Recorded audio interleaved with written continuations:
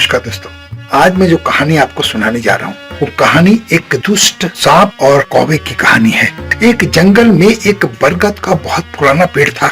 उस पेड़ पर एक कौवा और कौवी बड़े प्यार से रहते थे। उसी बरगद के पेड़ में एक सांप भी रहता था जो उस कौवे कौवी के अंडों को खा जाता था। कुछ समय तक तो उस कौवे और कौवी को ये पता ही नहीं चला कि हमारे अंडे कौन खा रहा है। लेकिन एक दिन जब उस कौवे ने उस सांप को अपने घोंसले से निकलते हुए देखा तो उसे समझने में देर नहीं लगी कि यही सांप हमारे अंडों को खा जाता है।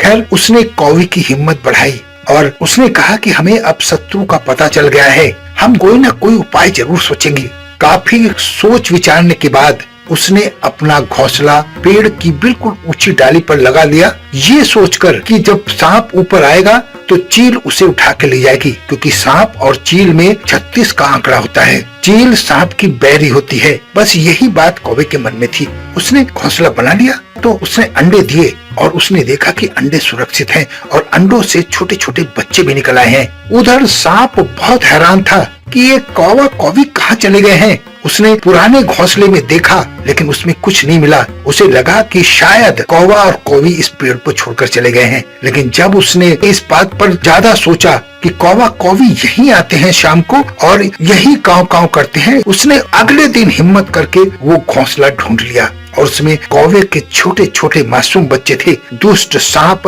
एक एक करके सारे बच्चों को निगल गया।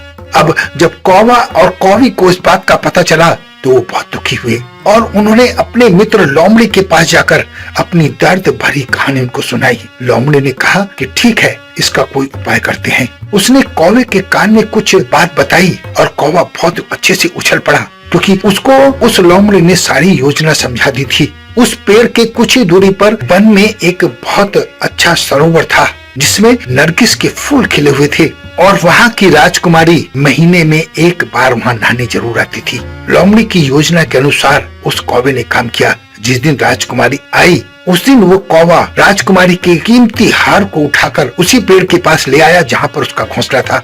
राजकुमारी ने देखा कि कोई कौवा हार को उड़ाकर ले जा रहा है तो उसके सैनिक उसके पीछे भागे। जब पीछे भागे तो उस कौवे ने उस हार को इतनी चालाकी से उस पेड़ के उस स्थान पर गिरा दिया जहाँ पर सांप रहता था। जब सैनिक वहाँ पहुँचे तो उन्होंने देखा कि हाँ, पेड़ के इस खोखले भाग में हार पड़ा हुआ है।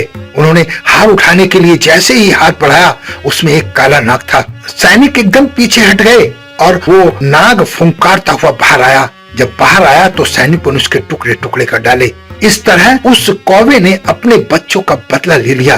दोस्तों, इस कहानी को कहने का लब्बो-लुभाव ये है कि सूझबूझ का उपयोग करके हम बड़ी से बड़ी ताकत को, बड़े से बड़े दुश्मन को हरा सकते हैं। बुद्धि का प्रयोग करके हर संकट का हल किया जा सकता है। अगर आपके जीवन में भी कोई ऐसी बात है तो अपनी बुद्धि से, अपनी सूझबूझ से उस संकट को हल करने की कोशिश कीजिएगा। अपना बहुत ध्यान रखें, हंसते रहें, मुस्कुराते रहें, खुश रहें। धन्यवाद।